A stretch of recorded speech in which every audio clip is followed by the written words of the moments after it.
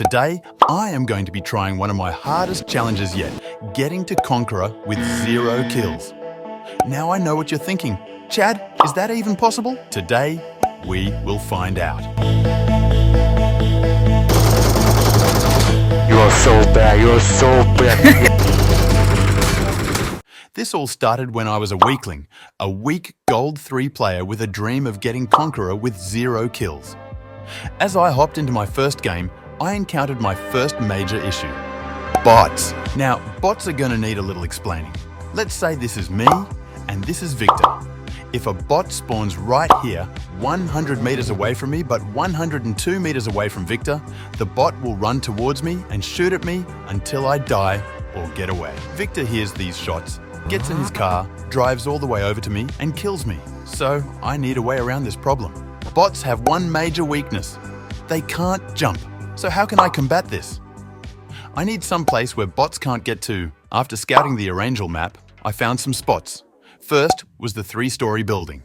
Doing some specific jumps, I could get up on top and no bot could kill me. People didn't really know I was here. Well, some people did.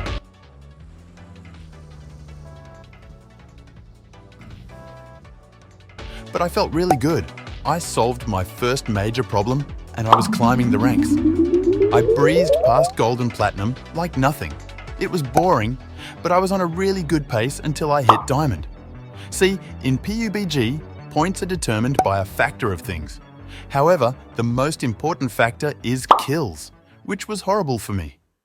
I needed a way to get the most survival points possible, and how do I do that? This is how to medstrat. Medstratting is simple. Acquire all the meds you can, mostly first aid and boosts, and sit outside of the zone medstratting. Now, medstratting is a bit more complicated than that. However, this entire video could be about medstratting if I went into the timing of it. The point being is you can camp in the last zone and medstrat to win the game this way. With this in my arsenal, I felt great. Then I got into my first match and won with the medstrat, and I got a whopping 17 points. This confused me because I have gotten more points before without winning. I was confused, so I did as much research as I could, and I found out something amazing. See, points aren't necessarily defined by how many kills you get or how long you survive, although they help. The biggest factor is, in fact, the difficulty of your lobby. When you load into a match, the game automatically ranks every player into 100 spots. Now, follow me closely here. This is going to get confusing. If player rank 1 wins the game, they may get 12 points. But if player rank 99 wins, they will get upwards of 25, 30 points, even in higher tiers. Now, knowing this, I would get into a lobby and hope to find players on the leaderboard, and if I didn't, I would leave the match and try again. Now, unfortunately, this came with another major issue. Better players typically know how to get onto the 3-story building, and I had some very close calls.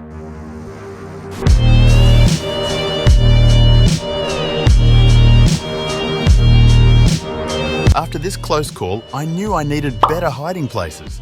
I needed places that even the pros didn't know. So I once again scouted the map far and wide, looking for the best places, and I found one in the military base. You see, if you get on this plane, you can hop into where the engine would be. Bots can't kill you here, and nobody knows about this spot. The only slight issue is that it is so far away from a good majority of circles. But this was a good spot for the first couple of zones. However, I still needed a better spot. This is the military jump. See, if you take a bike and line up this jump perfectly, you can land... Oh, I overshot it. Second time, we will get it though. Here we... Okay, third time's the charm.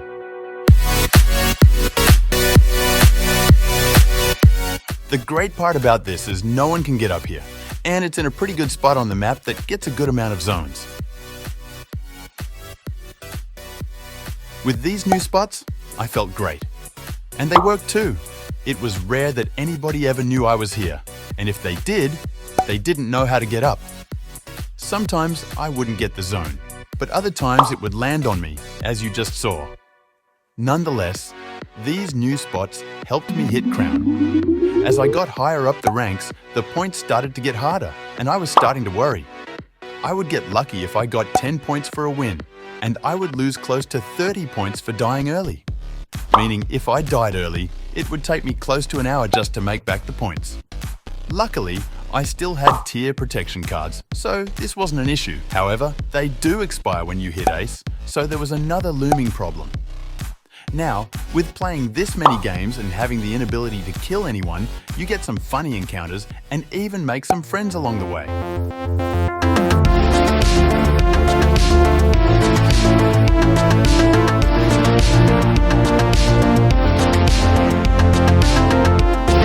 What are you doing?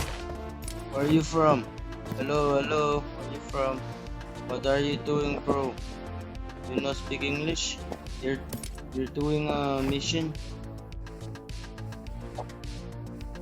You want the free chicken title?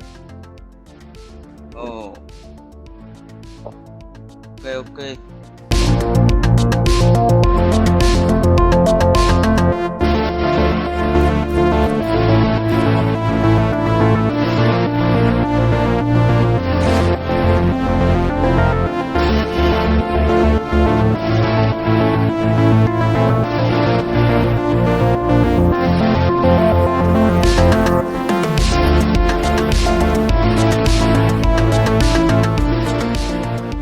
Now, this was all fun, but I have yet to mention the biggest issue I faced. Getting 10 points per game is fun and all, but once again, it's very time-consuming and hard to enjoy. As I looked at what the amount for Conqueror was, I noticed that it would go up 100 points per day, meaning I would have to play for 4 hours per day of camping, never losing points just to keep up, and then have to play even more just to gain points. This took a toll on me, and I slowly worried I wouldn't be able to get it. Along with crazy queue times, sometimes spanning 10+ minutes, I knew I didn't have the time. I am a student and had to help my family out. As I hit ace, my doom settled in. I knew I had to quit so I could spend more time with my family and focus on studies. Maybe if I ever become a big enough YouTuber where I can make money off of it, I will try again. But until that day, I failed this challenge. But there is good news. I hit ace with a 0 KD, meaning technically it is possible. Maybe I will revisit this later.